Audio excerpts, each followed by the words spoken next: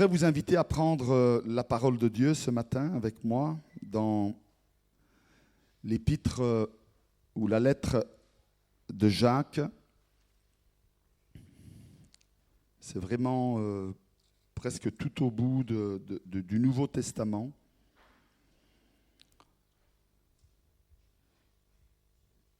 Épître de Jacques. On va lire 2 versets ensemble. Chapitre 4, Épître de Jacques, chapitre 4, versets 7 et 8.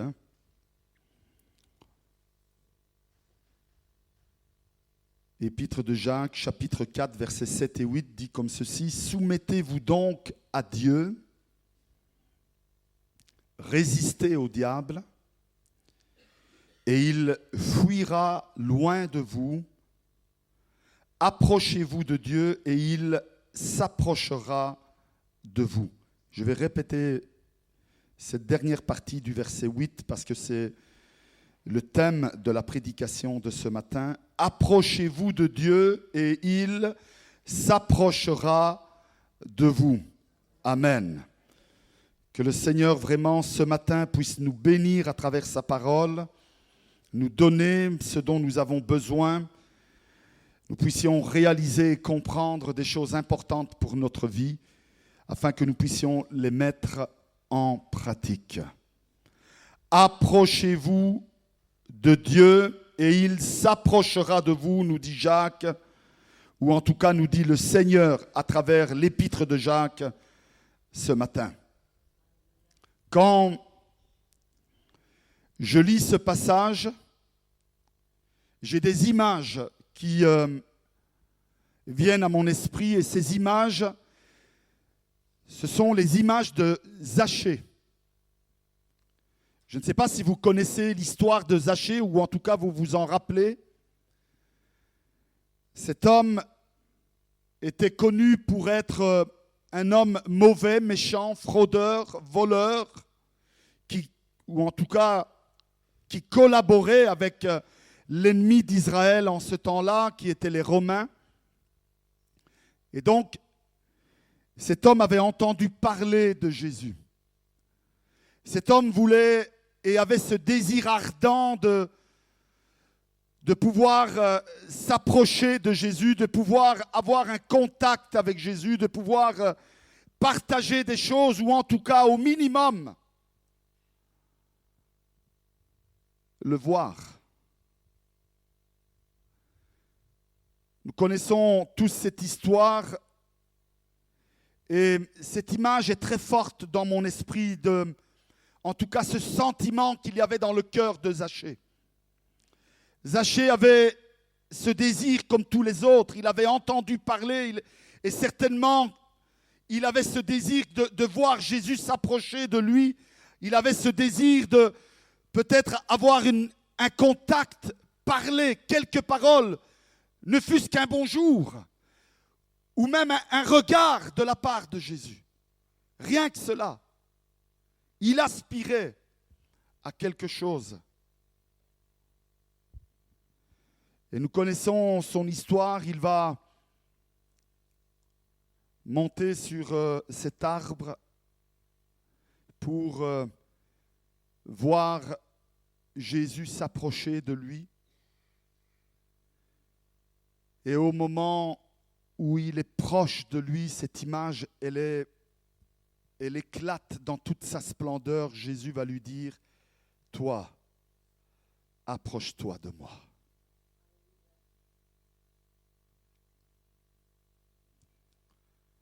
C'est très fort cette image. C'est très parlant. Dès l'instant où il va descendre de son arbre, où il va réaliser l'importance que lui-même, il doit s'approcher de Jésus, dès l'instant où il va actionner sa foi, des choses incroyables vont se passer dans sa vie. Il va y avoir un changement radical dans sa vie et une perspective totalement différente pour lui. Je ne voudrais pas vous parler de Zachée, même si peut-être il reviendra dans cette pensée ce matin. Mais je voulais vous donner cette image de cet homme. Parce que je crois que nous tous, nous avons déjà entendu parler de Zachée. Nous tous, nous avons lu son histoire et nous tous, nous pouvons comprendre ce qui s'est passé à ce moment-là. Et à travers l'épître de Jacques, nous comprenons mieux la réaction de Jésus et l'action de Zachée. Cet appel et cette obéissance de Zachée pour qu'il reçoive ce que Dieu avait préparé pour sa vie. Frères et sœurs, si nous sommes ici ce matin, c'est parce que nous aussi, nous avons ce même désir dans notre cœur. En tout cas, je l'espère. J'espère que chacun de nous, nous avons ce désir que Jésus s'approche de nous, il puisse nous bénir, il puisse nous parler, il puisse nous regarder, il puisse peut-être intervenir sur notre vie, poser sa main de guérison et nous guérir, nous libérer, nous transformer. J'espère que nous avons tous ce désir ce matin. Amen. J'espère que nous ne sommes pas venus un peu comme Zachée juste pour le voir passer, juste pour voir qu'est-ce qui va se passer ce matin. Est-ce que Dieu va bénir? Est-ce que Dieu va parler? Est-ce que sa louange sera vraiment puissante et forte ce matin? Est-ce qu'il va se passer des choses ou bien il ne va rien se passer? Je vais retourner chez moi et j'ai regardé, j'ai rien vu ou j'ai vu, mais voilà, c'est tout, je me contente de ça. Si c'est ça, il y a des choses à faire ce matin. En tout cas, mon désir, c'est que chacun de nous, quand nous aurons terminé ce culte, nous ayons en nous ce désir de voir Jésus s'approcher de nous et nous nous approcher de lui. En tout cas, si nous voulons le voir s'approcher de nous, il faut que chacun de nous ce matin, nous aussi, nous nous approchons de lui. Sa parole est claire. Il n'y a pas d'autres alternatives, d'autres solutions. Personne ne peut nous prendre et nous pousser dans la présence de Dieu. Personne ne peut faire ça. Personne ne peut nous obliger, nous prendre par la main et nous dire « Tu vas aller dans la présence de Dieu ». Personne ne peut faire cela. Et combien même quelqu'un le ferait, ça n'aurait aucun sens. Parce que ce n'est pas la volonté, la vision, le désir de Dieu. Et laissez-moi vous dire quelque chose par rapport à cela. C'est vrai que c'est important d'encourager nos frères et nos sœurs. C'est vrai que c'est important de veiller sur leur âme comme nous l'encourage la parole de Dieu. C'est vrai que c'est important d'essayer de faire en sorte que nous soyons unis ensemble dans cette course, dans ce chemin. Mais il y a quelque chose que nous, chacun de nous, nous devons faire individuellement. Et cela, tous les coups de fil, toutes les visites, tous les messages d'encouragement que nous pouvons recevoir ne pourront pas changer cela dans notre vie. C'est celle de nous-mêmes, nous approcher de Dieu.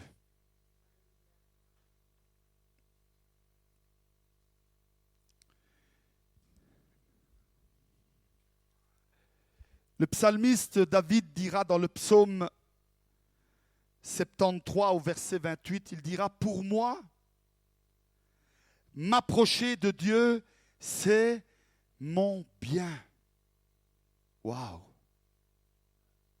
Est-ce qu'on peut dire tout le monde « Waouh » ?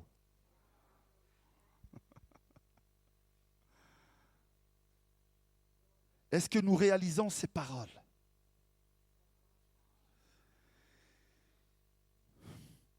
M'approcher de Dieu pour moi, dit David, c'est mon bien. C'est mon bien. Je place mon refuge dans le Seigneur, l'Éternel, afin de raconter toutes ses œuvres. Le psalmiste avait réalisé l'importance de s'approcher de Dieu, d'avoir ce contact permanent avec Dieu, ce lien permanent avec Dieu, cette relation permanente avec Dieu, cette communion permanente avec Dieu. David avait réalisé cela. Est-ce que nous l'avons réalisé? Nous trouvons dans l'Épître aux Hébreux une instruction très claire, encourageante pour notre marche vers Dieu ou avec Dieu, mais surtout vers Dieu. Dans la lettre aux Hébreux au chapitre 10, verset 19, il est écrit ainsi. « Ainsi donc, frères, je vais inclure les sœurs. Ainsi donc, frères et sœurs, puisque nous avons, au moyen du sang de Jésus, une libre entrée dans le sanctuaire par la route nouvelle et vivante qu'il a inaugurée pour nous au travers du voile. » Vous savez à quoi il fait référence là? Vous vous rappelez? Au moment où Jésus expire, la parole de Dieu nous dit qu'il va dire au Père, « Père, je te remets mon esprit. » Et à l'instant même, la parole de Dieu nous dit que le voile dans le temple entre le lieu saint et le lieu très saint, le voile qui séparait ces deux endroits, va se déchirer de haut en bas. Dieu va ouvrir. Il va accepter l'offrande, le sacrifice de Jésus, et il va ouvrir ce voile. Jésus est celui qui inaugure ce chemin. Il trace le chemin devant nous. Il montre comment nous devons faire. Et il remet son esprit à Dieu. Et au moment où il fait cela, le voile s'ouvre. Et l'écrivain de la lettre aux Hébreux dit ces paroles. Au moyen du sang de Jésus, une libre entrée dans le sanctuaire par la route nouvelle et vivante qu'il a inaugurée pour nous à travers du voile, c'est-à-dire de sa chair. Et puisque nous avons un souverain sacrificateur établi sur la maison de Dieu, écoutez bien cela, approchons-nous. Approchons-nous avec un cœur sincère. Oh, ce n'est pas marqué avec un cœur parfait, avec un cœur sans péché.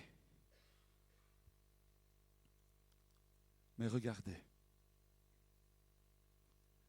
avec un cœur sincère, dans la plénitude de la foi, rempli de foi,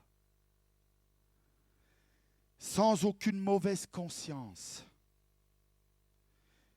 et le corps lavé d'une eau pure. Je reviens sur Zachée. Pourquoi Zachée s'est mis sur cet arbre? Oh, certains disent parce qu'il était petit. C'est vrai que la Bible dit qu'il était de petite stature, pas très grand. Mais vous croyez que c'est la raison essentielle pour laquelle il s'est mis sur l'arbre pour voir Jésus? Moi, je pense et je crois, d'après ce qui suit dans l'histoire que nous apprend l'histoire de Zachée, je crois que dans le cœur de Zachée, il y avait une mauvaise conscience. Le cœur de Zachée, en tout cas Zachée savait que son cœur était rempli de péché. Il savait qu'il n'était pas digne de s'approcher de Dieu et donc il n'était même pas digne de le croiser du regard. Et il va prendre la décision de lui le regarder sans être vu. Oh, combien se cache dans l'Église comme cela. Se cache derrière une apparence, derrière un voile, derrière un arbre. Ils veulent regarder passer Jésus, ils veulent voir l'action de Jésus. Et peut-être qu'il a quelque chose pour eux. Mais eux, ils ont honte. Ils ont mauvaise conscience.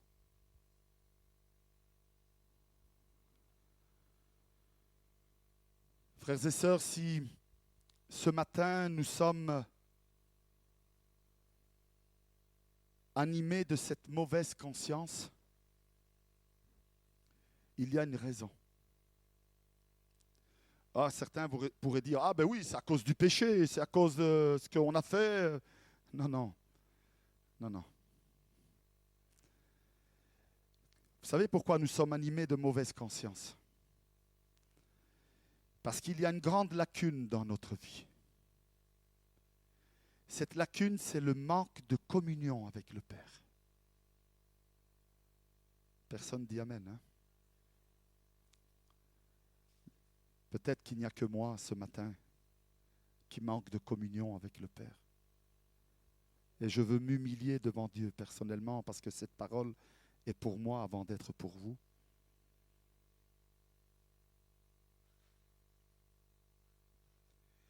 Mais si nous sommes parfois ou souvent ou toujours, je ne sais pas dans quel état, dans quelle étape vous êtes, où nous sommes, si nous sommes animés de cette mauvaise conscience, ce n'est pas à cause de notre vie.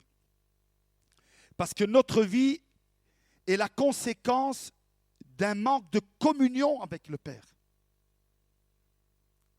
Est-ce que je peux entendre un amen là? Là, on doit être tout le monde d'accord. Là. Si nous avons une vie qui n'est pas conforme à la volonté de Dieu, c'est dû au fait que nous avons un manque de communion avec le Père. Plus nous sommes en communion avec le Seigneur, plus notre relation est forte avec le Seigneur, plus notre relation est intime avec le Seigneur, plus le Seigneur nous parle, plus il nous dicte le chemin à suivre, la direction à suivre, la voie à suivre. Plus sa parole est claire, elle est compréhensible.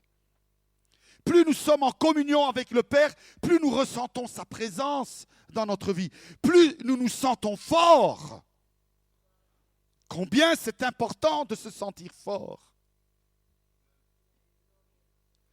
Et cette force ne vient pas de notre conversion qu'il y a eu il y a 6 mois, 1 an ou 10 ans ou 50 ans. Notre force ne vient pas du baptême dans l'eau. Notre force ne vient pas du baptême dans l'Esprit Saint. Notre force vient d'une communion permanente avec le Seigneur. Je peux entendre un amen? Alléluia! Gloire à Dieu. La communion est importante, frères et sœurs.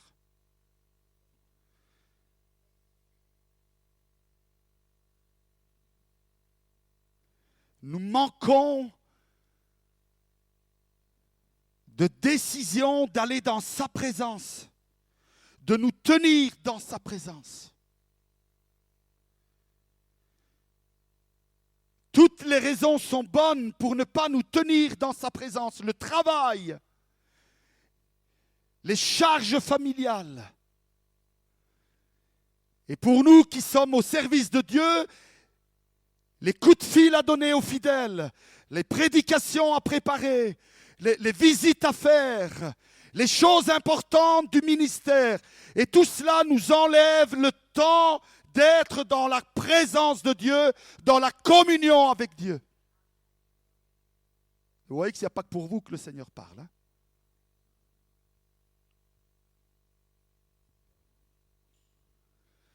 Nous devons retourner à une communion forte. Alors nous sommes forts. Nous devons retourner à une relation intime avec le Père, un temps de qualité avec le Seigneur. Et ce n'est pas dans la durée du temps. Ce n'est pas une lecture de 3 chapitres chaque jour qui fait un temps de qualité et de communion avec Dieu. Ça pourrait être un seul verset comme ce matin que nous méditons, mais qui parle à notre cœur, qui change notre cœur, qui change le cours de notre vie, notre relation avec le Seigneur, notre relation avec ceux qui sont autour de nous. C'est cela que nous avons besoin. du temps de qualité avec notre Seigneur. Nous sommes trop souvent inconstants, hésitants, craintifs. Jacques va dire dans le chapitre 1, irrésolus. Nous n'arrivons pas à maintenir nos résolutions que nous avons prises. Nous n'y arrivons pas. Dimanche dernier, beaucoup se sont approchés à l'appel et je remercie Dieu pour cela, mais si nous devrions faire une rétrospective de cette semaine qui est passée, combien d'entre nous avons maintenu les résolutions que nous avons prises dimanche dans la présence de Dieu?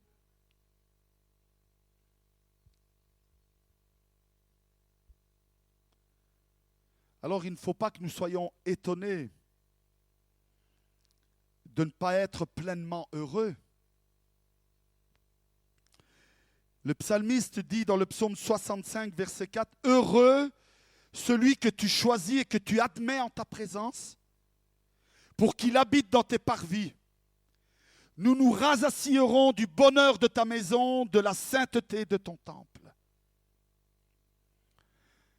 Comme il avait compris qu'il était important de s'approcher de Dieu, il avait compris qu'il était merveilleux et on ne peut pas être plus heureux que dans la présence de Dieu. On ne peut pas. Le travail peut nous épanouir.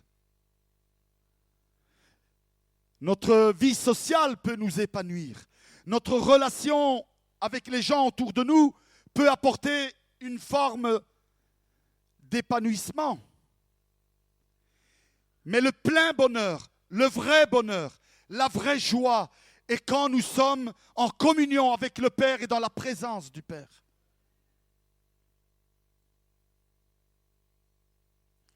La parole de Dieu nous affirme que nous avons par la foi en Christ la liberté de nous approcher de Dieu avec confiance, va dire Paul aux Éphésiens.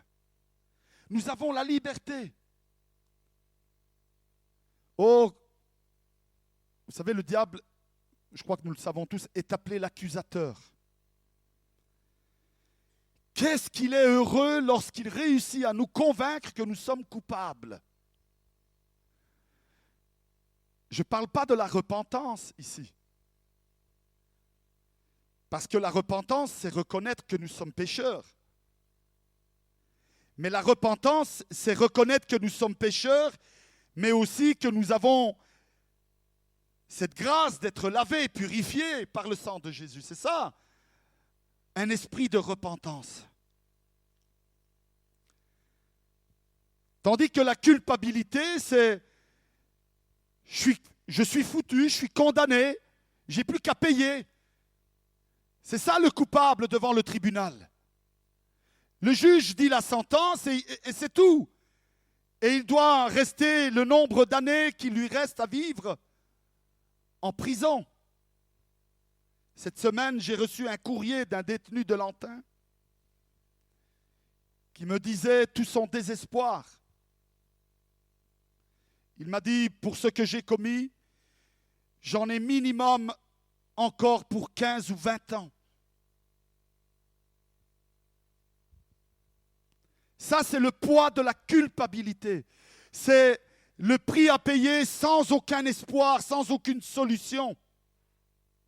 J'ai beau me repentir, je ne changerai plus le cours des choses.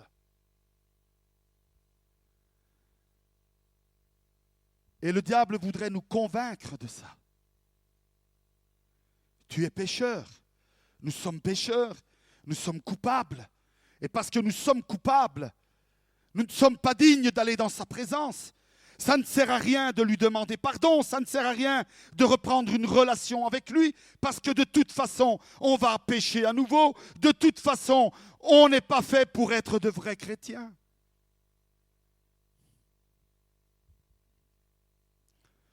Que c'est triste. La parole de Dieu nous affirme tout le contraire.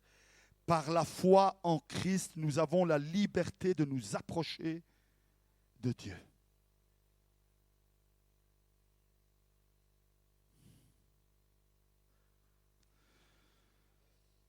Nous devrions être beaucoup plus ou davantage conscients que par Jésus, en son nom, nous avons les uns et les autres un accès auprès de Dieu, notre Père céleste, parce que nous sommes ses enfants maintenant. Merci pour l'amen. Il y en a d'autres qui sont enfants de Dieu ici ce matin?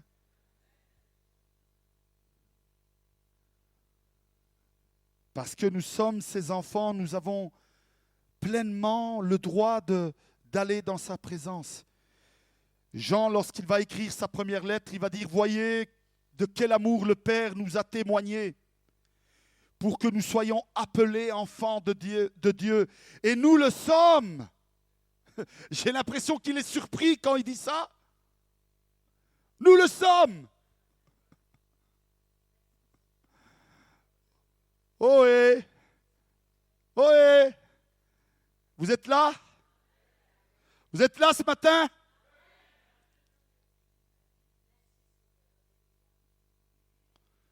Jean va dire, nous le sommes. Il découvre qu'il est un enfant de Dieu. Il réalise qu'il est un enfant de Dieu. Vous savez, comme un enfant qui à un moment donné, alors qui se sent en danger, il voit son père qui arrive à côté de lui ou sa maman, et il réalise qu'il dit, bah, tout compte fait, je ne suis pas en danger.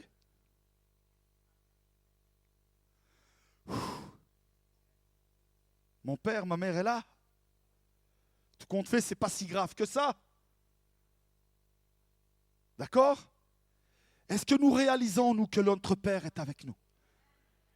Est-ce que nous réalisons que plus nous sommes en communion avec lui, plus nous nous approchons de lui, et plus lui, il est proche de nous? C'est une règle divine, ça.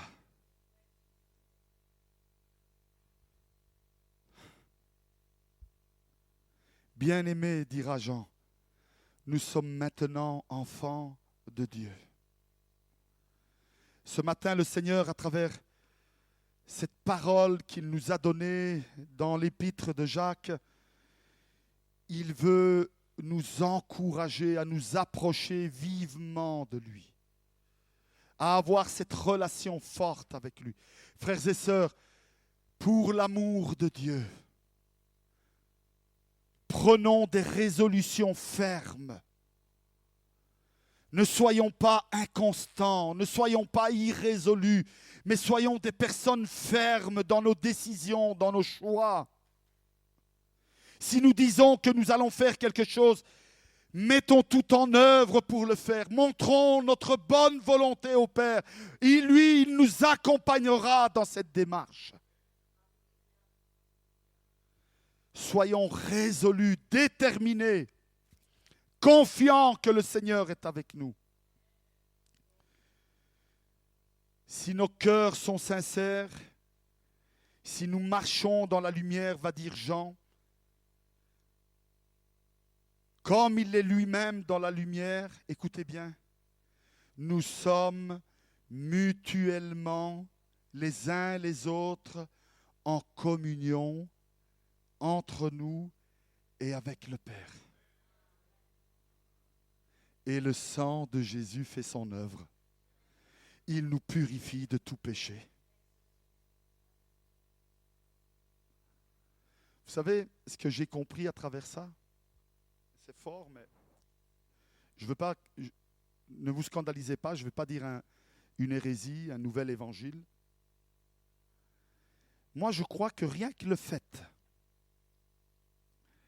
d'aller dans la présence de Dieu et de dire « Seigneur, je suis là ».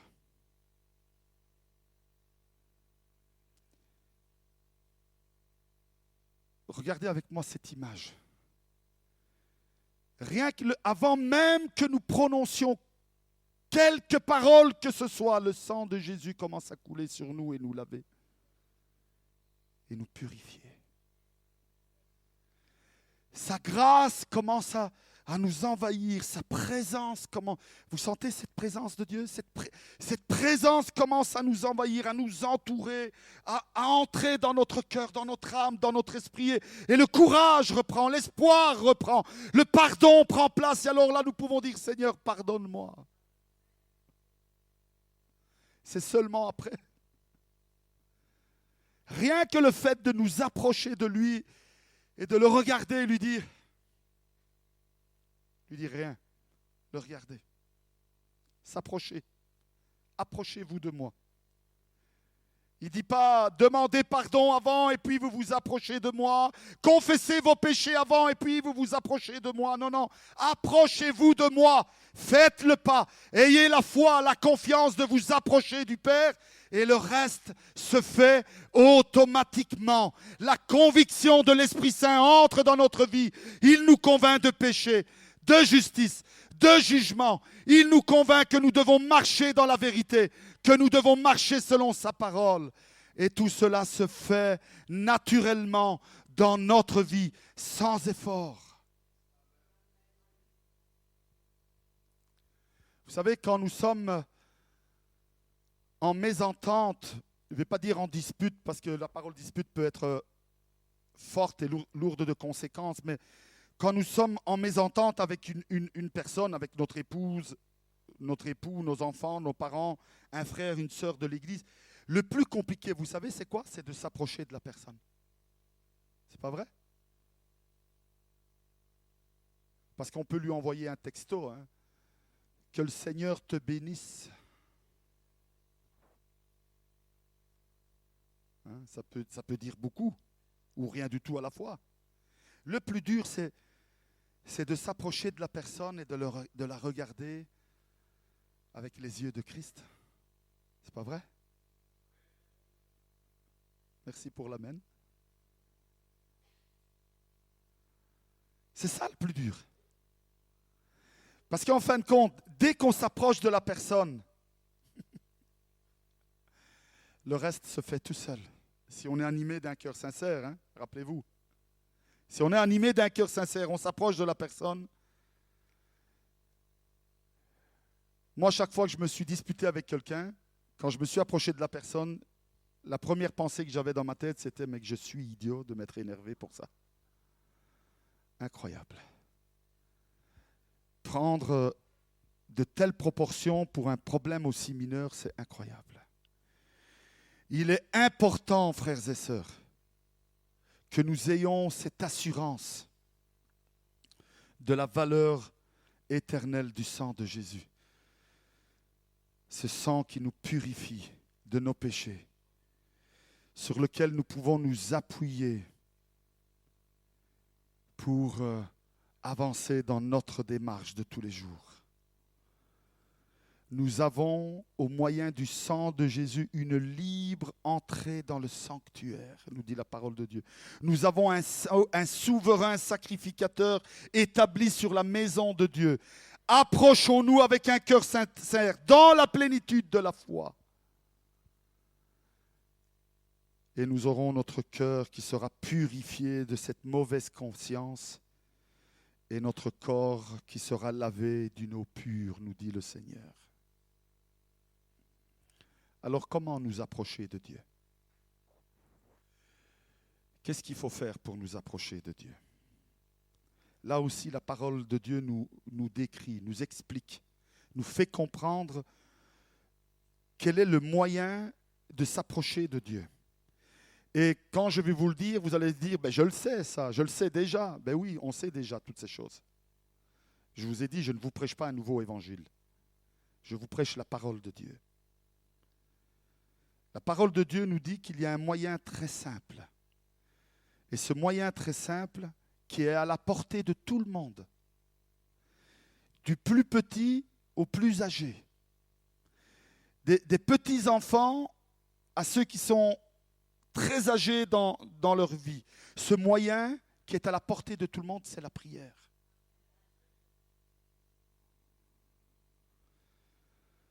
Malheureusement, souvent nous nous compliquons la vie.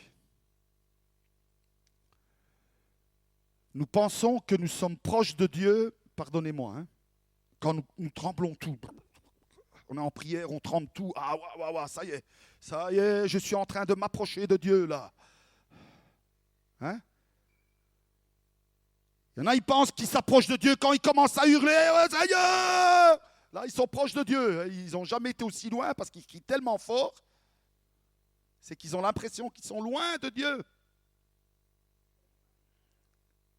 Il y en a, ils pensent qu'ils sont proches de Dieu quand il se passe des phénomènes. Ils doivent, comme j'ai dit, trembler ou peut-être tomber ou peut-être pleurer. Il doit se passer quelque chose. Alors oui, ils sont proches de Dieu. S'il n'y a pas ça, ils ne sont pas proches de Dieu. Et quand ils voient quelqu'un qui n'a pas ça, ils disent, lui, il est loin de Dieu. Il est loin. Parce qu'il ne pleure pas, moi je pleure. Il ne tremble pas, et moi je tremble. Il ne tombe pas, et moi je tombe. Il n'est pas dans la présence de Dieu. Il n'est pas en communion avec Dieu. Il ne ressent pas la présence de Dieu. Il y en a qui pensent que c'est ça. Ils se compliquent la vie. Regardez ce que dit Jésus lui-même.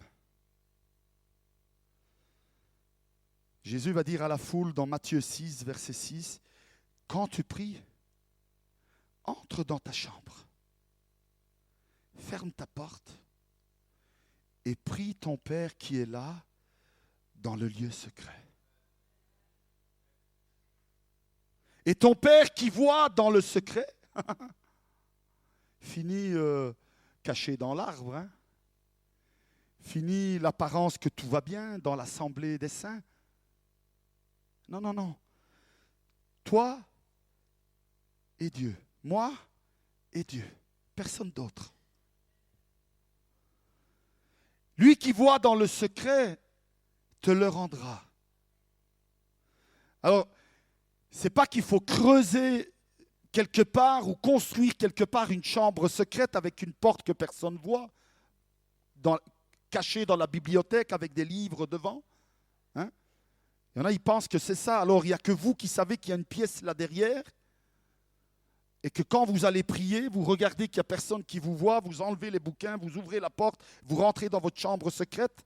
C'est pas ça. La chambre secrète, c'est permettre à Dieu de rentrer dans l'intimité la plus totale de votre vie. Là où vous ne laissez entrer personne d'autre. Et lui qui voit dans le secret de cette pièce,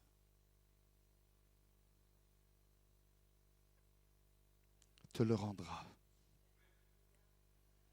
En priant, ne multipliez pas de vaines paroles comme les païens qui s'imaginent qu'à force de paroles, ils seront exaucés. Ne leur ressemblez pas, car votre Père sait de quoi vous avez besoin avant que vous le lui demandiez. Vous vous rappelez? S'approcher. On s'approche et avant même qu'on lui demande, on a besoin de pardon, il le sait.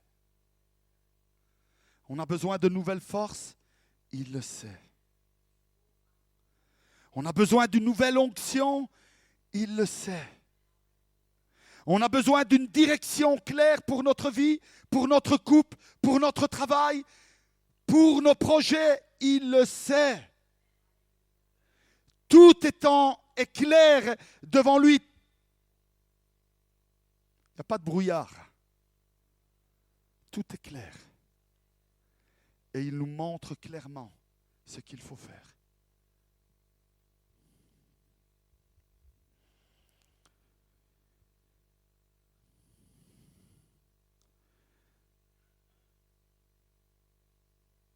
Nous approcher dans la prière.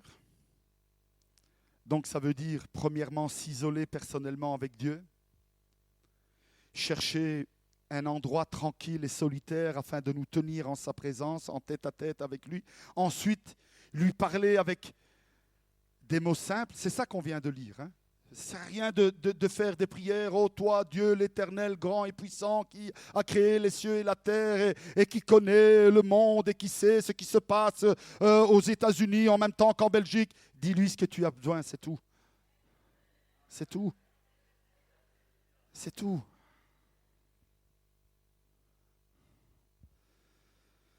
lui parler avec des mots simples, exprimant notre besoin, notre reconnaissance. Je crois que je vous l'ai déjà dit, et si un jour il entend cela, j'ai eu un de mes enseignants à l'école biblique, Jacques Dernel. Quand je l'ai vu prier pour la première fois, au début du cours, j'ai ouvert mes yeux parce que je dis, mais qu'est-ce qu'il fait? J'avais le sentiment qu'il était en train de parler avec un autre. Vous allez dire, ben, s'il était en train de prier, il était en train de parler à Dieu. Oui, oui, mais attendez. Il parlait à Dieu comme on parle à une personne, simplement. Expliquant les choses simplement. Et si dans ce qu'il disait, c'était quelque chose qui avait un peu d'humour, il riait pendant qu'il parlait, il disait, Seigneur, Et moi je disais, mais qu'est-ce qu'il fait? Et j'ouvrais les yeux, je dis, mais il n'est pas animé de la bénédiction de Toronto, là, il n'est pas en train de rire pendant qu'il prie. Est-ce qu'il ne va pas faire autre chose encore après? Est-ce qu'il ne va pas commencer à aboyer? Il ne va pas commencer à... Et donc je regarde avec mes yeux et je vois qu'il est en train de parler à Dieu comme s'il était là à côté de lui. Et quand il lui parle, il lui exprime ce qu'il a dans son cœur et ce qu'il veut dire pour ceux qui sont là autour d'eux. Je me rappelle d'une phrase qu'il a dit, Seigneur, moi-même, quand j'étudiais la Bible, je dois reconnaître que je ne réfléchissais pas vraiment à ce que j'étais en train de faire. Seigneur, vraiment, pardonne-moi. Je dis, mais qu'est-ce qu'il fait? Des paroles simples, vraies. Soyons vrais. Soyons tels que nous sommes. Arrêtons de montrer une image qui n'est pas la nôtre, nous demande l'Éternel. Approchons-nous de lui.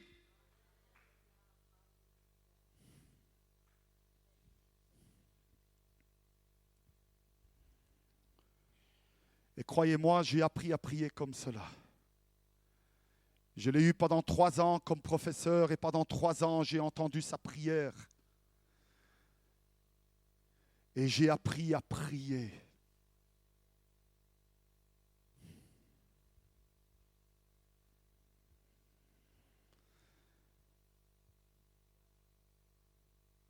Ne nous lançons pas dans des discours sans fin, remplis d'excuses. Seigneur, tu sais bien que je voulais aller à l'église cette semaine, mais j'ai pas pu à cause de ça, et j'ai pas pu à cause de ça. Le Seigneur le voit. Il voit si c'est vrai. Seigneur, je voudrais te servir encore plus. Je voudrais lire la Bible, mais j'ai tellement de travail, j'ai tellement de choses à faire. Le Seigneur, il le sait, combien de temps tu passes avec ton téléphone, combien de temps tu passes devant ton ordinateur, combien de temps tu passes devant ta télé, combien de temps tu perds à parler avec les uns et les autres, on peut faire le tour à 360 degrés. Hein? Il sait tout ça. Ne nous perdons pas dans de vains discours. Ne ressemblons pas aux païens qui s'imaginent qu'à force de paroles, ils vont pouvoir être excusés et exaucés devant Dieu. Non, non. Votre Père sait la réalité des choses. Voici donc comment vous devez prier, va dire Jésus. Et il va citer la prière du Notre Père. Dans cette prière du Notre Père qu'on trouve dans le chapitre 6, il y a des choses, des points importants. D'abord, premièrement, élever Dieu, le glorifier, nous rappeler de l'avènement de son règne, nous rappeler que nous devons accomplir avant tout sa volonté et non pas la nôtre. Nous rappeler dans la prière que Dieu connaît nos besoins quotidiens. Nous rappeler que nous avons besoin de pardon et que comme nous sommes pardonnés, nous devons nous-mêmes pardonner.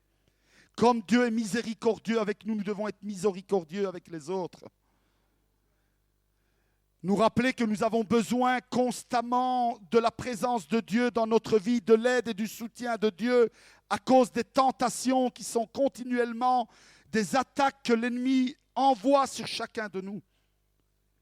Personne d'entre nous ici, dans ce lieu, est épargné de la tentation.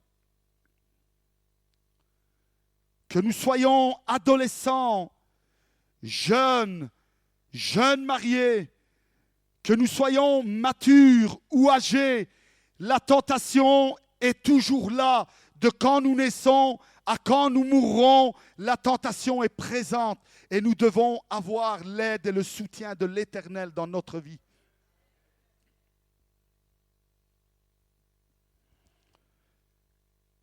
Nous avons besoin de la délivrance de l'Éternel. Délivre-nous du mal. Délivre-nous du mal. Vous savez pourquoi nous devons être libérés ou délivrés? Parce que nous tombons.